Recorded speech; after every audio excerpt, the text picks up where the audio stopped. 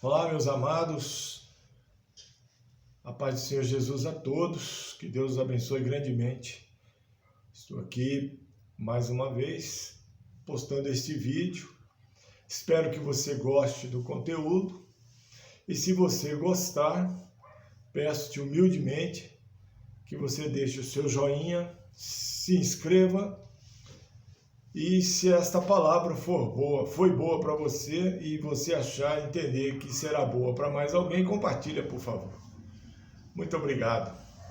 O objetivo meu não é o like por si só, mas é que seja propagado o Evangelho.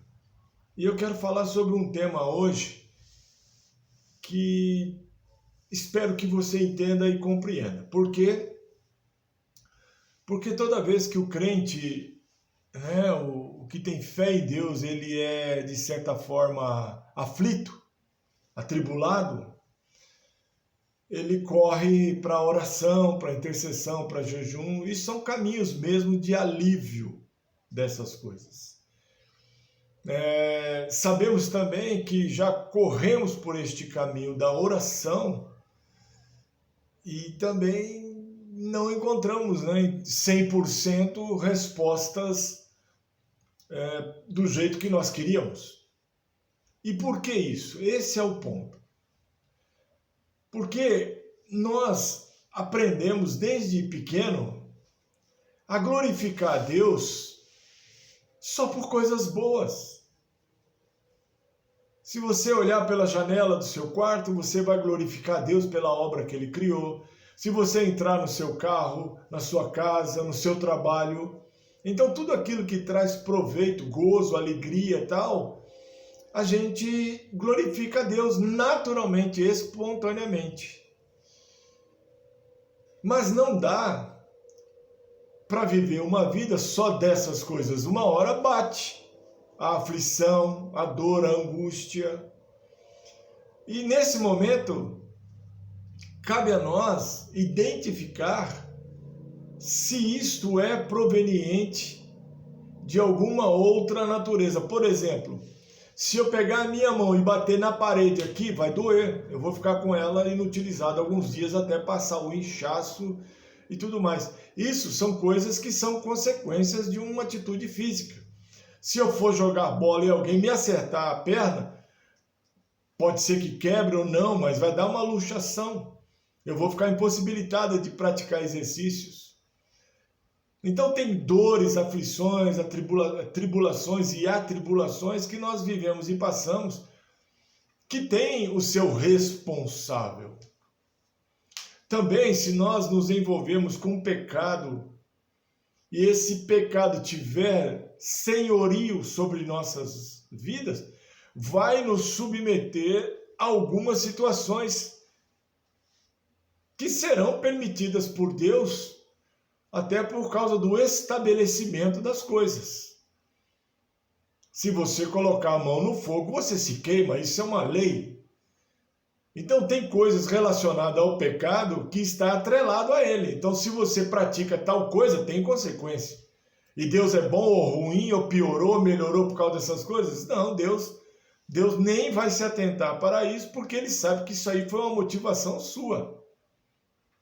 Ele vai permitir porque Ele toma conhecimento de tudo.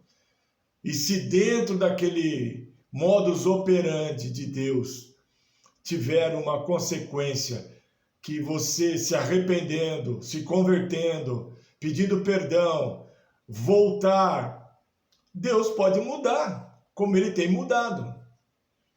Muitas situações. Mas é importante você saber que nós devemos glorificar a Deus também nas lutas. E eu não vou discorrer mais tempo sobre as outras coisas, porque eu ia ficar aqui 2 horas só falando de pormenores. Eu vou me ater ao ponto de que as aflições que nós passamos, e foi dito na palavra do Senhor que nós passaríamos por aflições, mas tem de bom ânimo. Este bom ânimo significa também mantenha fé. Continue acreditando.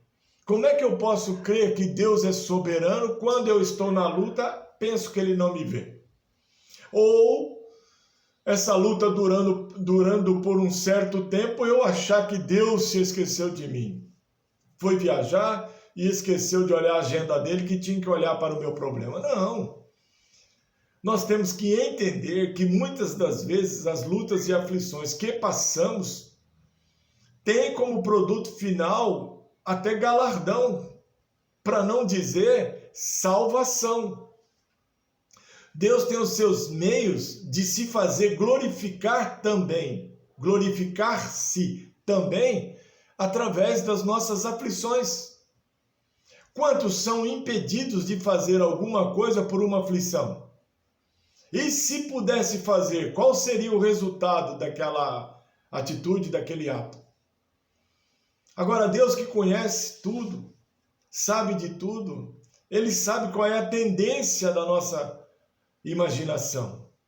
Então, Ele traz para nós individualmente, ou seja, para cada indivíduo, uma situação em algum momento da vida de aflição. Aí eu vou desanimar? Claro que não. Eu vou parar? Muito menos. E praguejar? De jeito nenhum. O que eu vou fazer? Eu vou glorificar a Deus. Porque se eu vi Deus quando eu estava próspero, abençoado, não que eu não esteja, mas estou dizendo para entender, quando você vê Deus na prosperidade, no nascimento de uma criança, no casamento de um filho, na formatura de uma faculdade, quando você glorifica Deus com um sorriso até a orelha, você fala, Deus está conosco, Deus está neste lugar, Deus está comigo nesta causa. Aí pronto, fecha a torneirinha. Cadê o Deus que estava do seu lado para ser glorificado? Porque a aflição que Deus impõe, ela é proposital. Ela tem propósito. Então medite nestas coisas.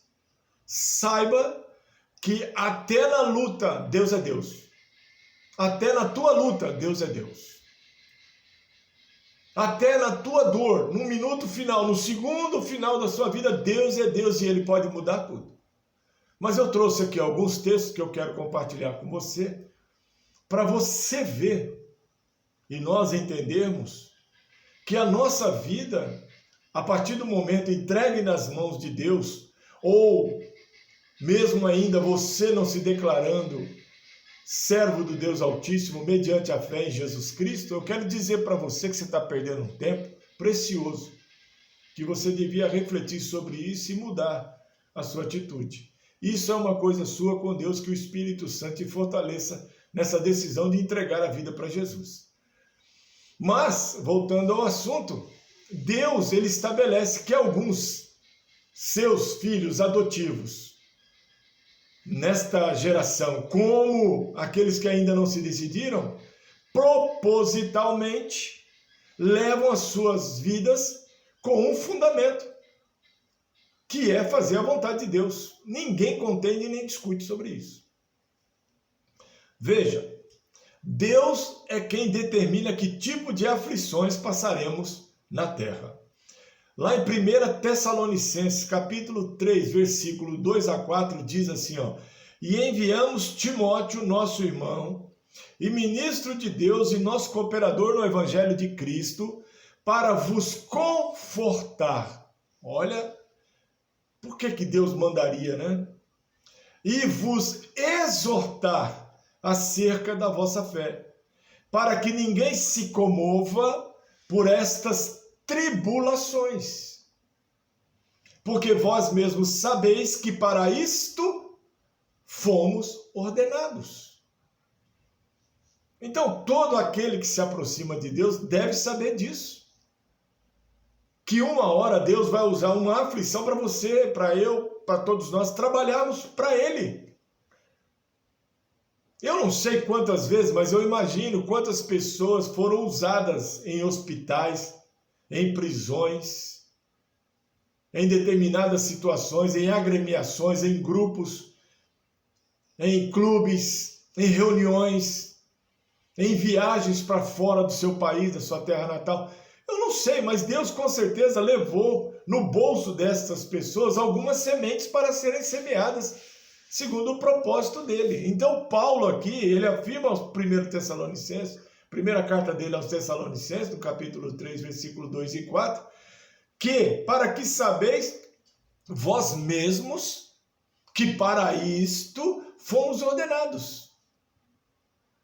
Então, Paulo passou por prisão, passou por humilhação, espancamento, mordida de cobra, naufrágio em navio. Aí você fala assim, mas peraí, o apóstolo Paulo passou tudo isso? Aí você reflete, né? Bom, se ele passou tudo isso com o propósito de Deus, um apóstolo levantado pelo próprio Senhor Jesus, que ele mesmo diz que escolheu para levar a palavra aos gentios, capacitou, olha a obra que Paulo fez. No entanto, ele sabia que foi levantado, porque Deus falou para ele. Veja outro texto, 1 Pedro, voltando, em Tessalonicenses 2 a 4, capítulo 3, de 2 a 4, sabeis que para isso fomos ordenados. No 4 diz assim, pois, estando ainda convosco, vos predizíamos, ou seja, falei antes para vocês, que havíamos de ser afligidos, como sucedeu, e vós o sabeis. Então veja, ele, antes dele passar por tudo aquilo, ele já sabia, olha, eu entrei agora num caminho de fé, vou servir a Deus, vou servir ao meu Senhor Jesus, mas eu já sei de antemão que eu vou ter que enfrentar algumas lutas, algumas tribulações, algumas aflições. Ele já sabia que ia enfrentar. Óbvio, acredito eu, que Deus não pormenorizou, não mostrou para ele o chicote, a cadeia, não, mas disse para ele, prepara-te. Isso tudo vai te gerar fruto, galardão, brasas vivas. Amém? 1 Pedro 4, 12, 13 diz assim, amados, não estranheis a ardente prova que vem sobre vós para vos tentar, como se coisa estranha vos acontecesse. Veja bem, mas alegrai-vos no fato de serdes participantes das aflições de Cristo, para que também na revelação da sua glória vos regozijeis e alegreis. Regozijeis e alegreis por estar com Cristo, sim, mas por você saber que você chegou lá, cumprindo os propósitos de Deus. Se você é rico, glorifica. Se você é pobre, glorifica. Se você tem demais, glorifica. Se você não tem nada, glorifica. Se você não tem dor, glorifica. Se você tem dor, glorifica, porque o Deus que você serve, Ele está diante de você, do seu lado. O Espírito Santo de Deus está na sua vida. Ele, com gemidos inexprimíveis, Ele informa a Deus tudo aquilo que você está vivendo e passando.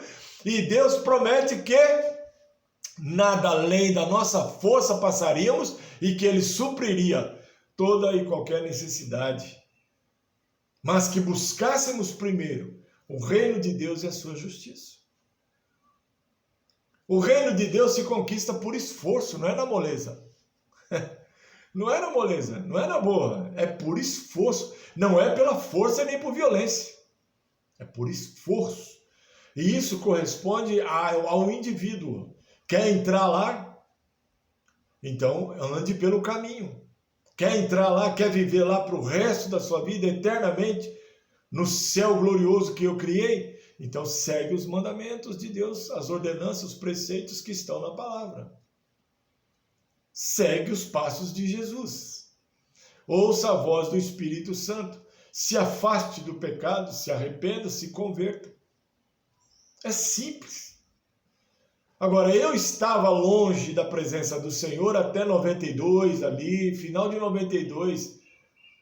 Já entrei em 93 buscando a luz, mas até o final de 92 eu estava mais perdido que de cachorro que cai de caminhão de mudança. E eu tinha lutas, terríveis lutas, passei. Quem conhece um pouco da minha vida sabe. Filhos para cuidar, esposa, casa, trabalho, se sujeitar muitas vezes às coisas. Aí eu te pergunto, você acha que eu não tinha aflição sendo crente? Claro que tinha, e muitas. E você acha que eu não devia ter? Não devia ter aflições como crente?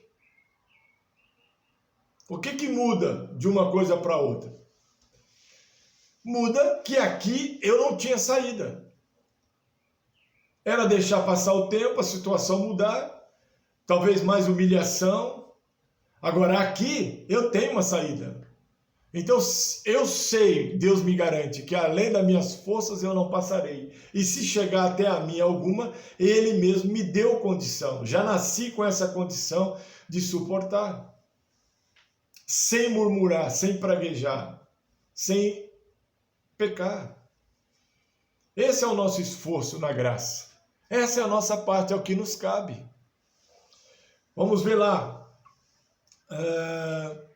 Atos 18, 9 e 10. E disse o Senhor em visão a Paulo: não temas, mas fala, e não te cales.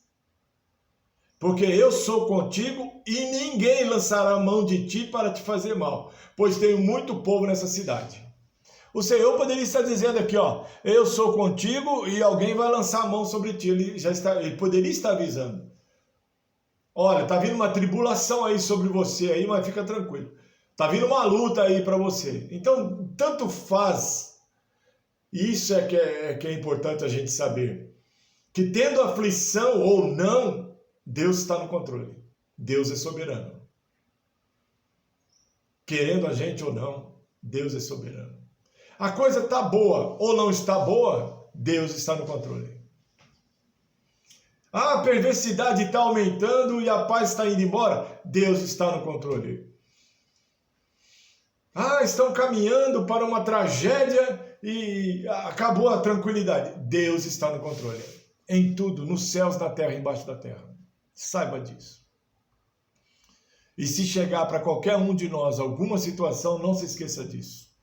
Deus está no controle. E glorifique. Encontre no Espírito Santo força e glorifique. A Deus. João 7, 29 e 30. Mas eu conheço-o, porque dele sou e ele me enviou. O Senhor Jesus falando. Procuravam, pois, prendê-lo. Mas ninguém lançou mão dele, porque ainda não era chegada a sua hora.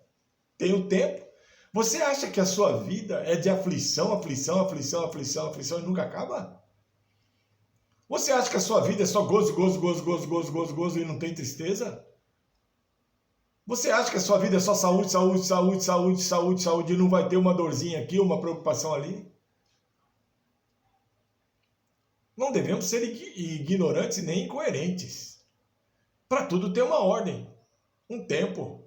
Deus escreveu isso, há um tempo determinado para todas as coisas. Tempo de chorar, tempo de rir, tempo de casar, tempo de não casar, tempo de brigar, tempo de fazer paz. Enfim, olha lá, Eclesiastes 3, tem tempo para tudo. E aqui não era tempo. Procuravam prendê-lo. Peraí, uma cidadezinha lá, não prendeu porque não quis? Porque não era tempo, não era chegada a hora. E quem determina isso? Deus. Então você não tem algo hoje, você não conquistou algo hoje, está há anos orando e até agora não viu nem um sinalzinho da nuvem lá se aproximando para dizer a minha bênção está chegando. Continue firme, persevere, a sua hora vai chegar, se tão somente aquilo vai te pertencer. Porque olhando o tamanho da terra, você pode definir que nem tudo na terra é teu.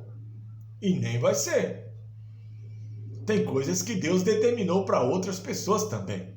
Não podemos ser egoístas achando que Deus vai dar tudo para a gente. Tem hora que Deus não vai dar. E tem hora que Deus vai tirar. Porque Ele é Deus. E Ele quer você. Ele não quer o que você tem, que você possui, seu sobrenome. Ele quer você, a sua alma, com Ele no céu. Tanto Ele pode dar como tirar. Por aflição, dor, luta, perda. Ele pode fazer isso. Porque Ele sabe que se não fizer isso, corre-se o risco de não ter você lá, morando eternamente ao lado dele. Vamos continuar. E eis, Lucas 9, 30, 31. E eis que estavam falando com ele 2 homens, que eram Moisés e Elias, os quais apareceram com glória e falavam da sua morte, a qual havia de cumprir-se em Jerusalém. Veja aqui, só um comentário aqui para relaxar. Receber 2 visitas, Moisés e Elias, para falar da sua morte não deve ser fácil. Mas eles vieram, conversaram com Jesus ali no monte, e louvado seja Deus, consolaram com certeza o nosso Rei Jesus. E eles falavam para ele, olha, vai acontecer tal dia, tal hora, em tal momento. Talvez deu sinais, enfim, Jesus sabia. Né? Mas ali Jesus estava numa condição de servir, de cumprir a vontade de Deus, o propósito de Deus. E ele ali conversando com Moisés e Elias, ficou sabendo disso. O qual havia de cumprir-se, ou seja, é fato que ia cumprir a crucificação, morte e ressurreição, porque o propósito de Deus estava em Gênesis, de salvar um povo de propriedade exclusiva sua, seu, e torná-lo habitantes do céu de glória e poder, imortais como era no princípio para ser. E olha, ele diz em Jerusalém, não é na Galiléia, Judeia, na Síria ou no Egito, não. Deus é tão preciso nas lutas, aflições e até morte, que ele sabe aonde a pessoa vai passar aquele problema. Às vezes você está bem aqui no sul, você vai para o norte, pronto. Você nem perguntou para Deus se você poderia deixar o sul, que ele te colocou no sul, para você fazer algo para ele no sul, e você simplesmente vai embora para o norte. Aí começa a desencadear um monte de coisa, você começa a praguejar, ofender, humilhar Deus, porque eu te servi tantos anos, eu fiz isso, eu orei para aquela pessoa. Mas peraí, você perguntou para Deus, como seu pai, se você devia sair do sul, porque o propósito de Deus estava para a sua vida no sul? Então veja, Deus tem um propósito de tudo que acontece conosco, mas ele tem também o lugar, o tempo, a hora, o segundo, o minuto, as pessoas envolvidas, o cenário e tudo mais. E ele disse, há de cumprir-se em Jerusalém. E aonde se cumpriu? Jerusalém. Atos 9, 15 e 16 diz assim, ó, disse-lhe, porém, o Senhor, vai, porque este é para mim um vaso escolhido. Eu, você. Pegando aqui parte do versículo. Eu, você, somos um vaso escolhido, para levar o meu nome diante dos gentios e dos reis e dos filhos de Israel. Aqui é a situação de Paulo, né? E eu lhe mostrarei quanto deve padecer pelo meu nome. E eu lhe mostrarei. Imagina Deus falando para Paulo, né? E eu lhe mostrarei o quanto deve padecer pelo meu nome. Tomara que Deus tenha misericórdia de nós.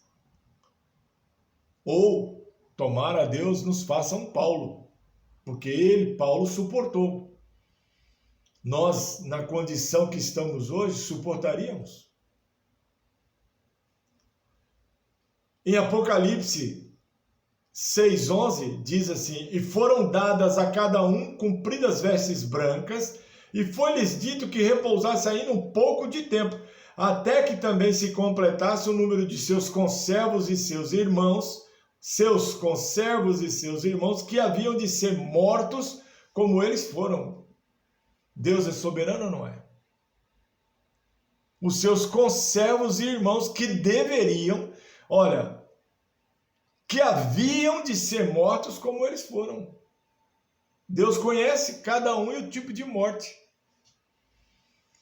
Salmos 31, 14, 16. Mas eu confiei em ti, Senhor, e disse, tu és o meu Deus. Os meus tempos estão nas tuas mãos. Há o tempo de novo aí. Isso é Davi falando. Os meus tempos, meus dias. Eu nasci e vou morrer. Durante esse período aí, ó, do nascimento à morte, tudo estão nas tuas mãos, ó Deus. Livra-me das mãos dos meus inimigos, dos que me perseguem. Faze resplandecer o teu rosto sobre o teu servo. Salva-me por tuas misericórdias. Davi orando a Deus, pedindo para livrar. E quem é que pode? Lembra que eu falei? Tem situações que é só Deus. Então nós oramos, clamamos, suplicamos. E o Espírito Santo nos ajuda com gemidos inexprimíveis a levar nossa oração em súplica, porque nós gritamos, está doendo, papai. Estou sem recurso, papai. Estou sem emprego, papai. Estou sem saúde, papai. Fulano está assim, fulano está assado. Então nós clamamos a Deus, que por sua soberania e poder, derrama sobre nós as suas misericórdias e nos alivia as dores, as aflições, os problemas. Alivia com esquecimento às vezes, porque você passa por uma dor, por uma situação tão grande, mas Deus te dá um livramento tão maior, que em questão de dias você não lembra mais, nem um instante da sua vida, você lembra daquilo que você passou. Já percebeu isso? Se alguém falar de morte, você vai lembrar de alguém que morreu. E você vai lembrar também do consolo que Deus te deu. Mas se ninguém falar de morte, você não vai lembrar do ente querido que você perdeu. Se você teve um problema com um carro, se alguém mencionar o modelo do carro ou alguma situação parecida, você vai lembrar daquele problema. Mas se ninguém falar nada, você não passa o dia todo lembrando daquilo. Então Deus ele é tão misericordioso nas suas misericórdias, que ele, quando ouve a nossa súplica pelo poder do Espírito Santo e nos atende, além de trazer o refrigério, traz o esquecimento. Lindo, lindo, lindo, lindo és. Né?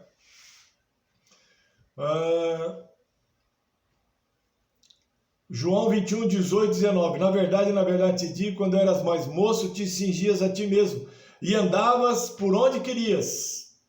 Mas quando já fores velho, estenderás as tuas mãos e outro te cingirá e te levará para onde tu não queiras.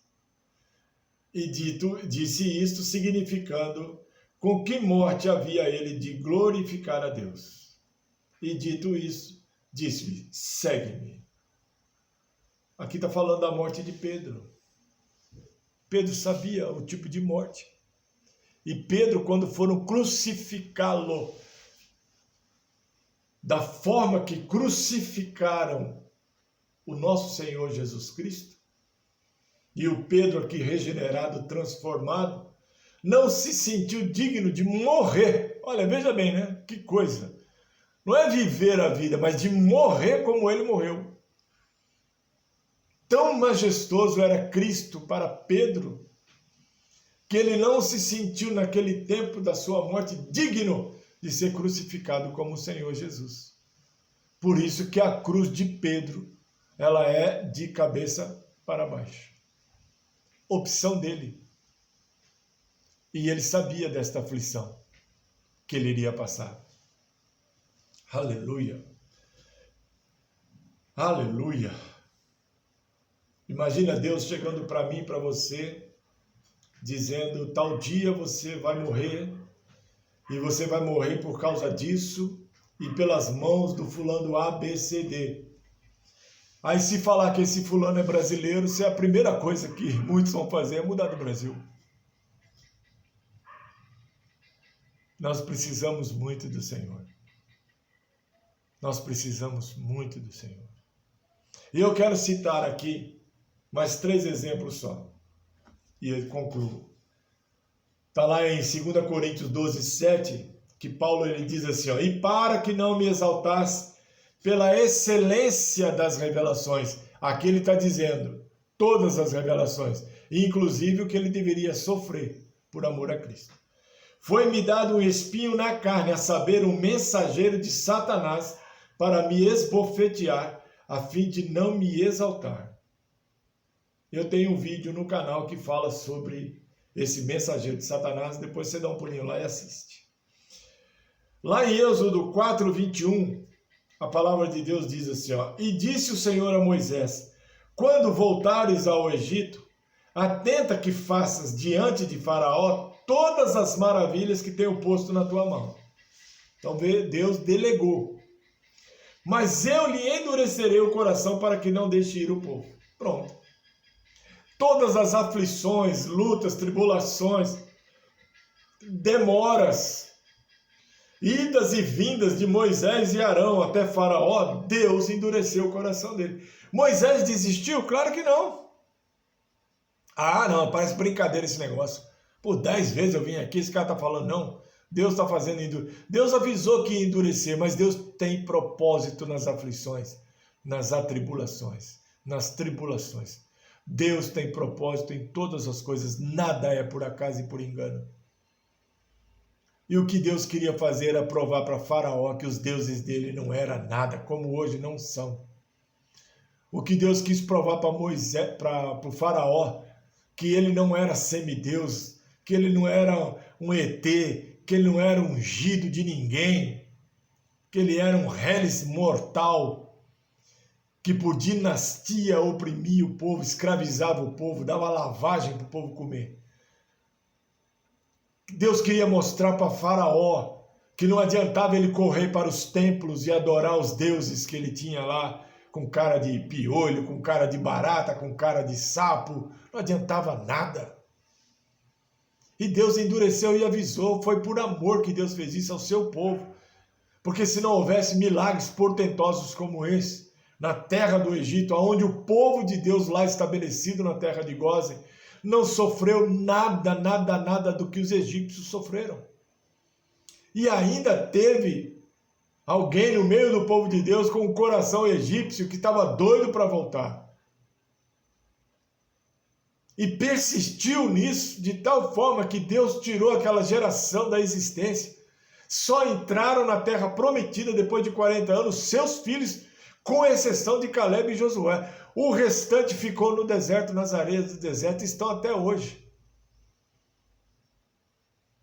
Então Deus é soberano. E olha aqui, Êxodo 14:4. E eu endurecerei o coração de Faraó para que os persiga. Deus colocou, olha, no coração de Faraó, persegue o povo. E serei glorificado em Faraó e em todos os seus exércitos. E saberão os egípcios que eu sou o Senhor. E eles fizeram assim. Então o que nós aprendemos aqui? A obediência, mesmo que não pareça aos seus olhos coisas que você acredita serem do jeito que você pensou. Mas obedeça a voz de Deus. Glorifica a Deus. Exalte a Deus. Não deixe a dor ser maior do que Deus, o problema ser maior que Deus, o advogado ser maior que Deus, o juiz ser maior que Deus, o presidente ser maior que Deus. Não coloque no teu coração. A autoridade é algo delegada, não é poder. Então você vê um delegado, um policial, eles têm autoridade, mas eles não têm poder. Eles têm autoridade. O presidente tem autoridade, os ministros têm autoridade. Seu vizinho tem autoridade dentro do território dele, mas não tem poder. Poder Deus não deu para ninguém, só deu a um, seu Filho Jesus Cristo, que está à direita do Pai na glória. Então, eu trago aqui na forma de palavras e textos bíblicos a intenção de consolar o seu coração. Se você está vivendo por uma luta, uma dificuldade, não olhe muito para ela. Porque vai dar a impressão que não acaba nunca. Quando você menospreza, no bom sentido eu estou dizendo, e ocupa a sua mente com as coisas de Deus, a tendência é você suportar e nem ver o tempo passar. E quando você despertar, você vai falar, poxa vida, pensei que ia durar a vida toda. Eu posso falar isso. Muitas situações eu falava, e agora, meu Deus, para onde eu vou? Mas eu só achava o caminho quando eu falava, e agora, meu Deus, para onde eu vou? Amém? Deus te abençoe grandemente. Fique com Deus aí no seu coração.